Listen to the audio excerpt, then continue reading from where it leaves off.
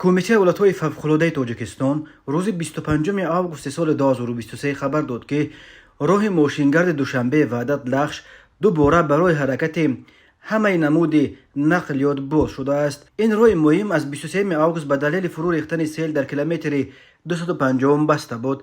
طوری قبلا خبر دادیم نیمه دوم روز 23 آگوست سال 2023 تخمینا ساعت 15:40 دقیقه در کیلومتر 250 راه ماشینگرد دوشنبه وحدت لخش در قلمرو جماعت دیهات سرخاب نویه لخش در نزدیکی موضع ارچکپه بر اثر بالوروی حرارت هوا پیریخ بر الماس آب شده است. در نتیجه آب این پیریخ به سیل تبدیل شده و جریان آب دریای سرخاب را مدت 1 ساعت پوره بسته است. سیل همچنین 400 متر راه ماشینگرد را شسته، 3 سیمچوب انتقال برق و 150 متر کابل برق را خراب کرده است. کمیته ولایت‌های فوق‌العاده گفت برای برطرف نمودن پیامدهای این آفت طبیعی تکنیک جلب کرده شده است و برقرارسازی عاقبت‌های سیل ادامه دارد. به اطلاع این نهاد صبح روز 24 آگوست سال 2023 راه دوشنبه وحدت لخش نیز بسته بود.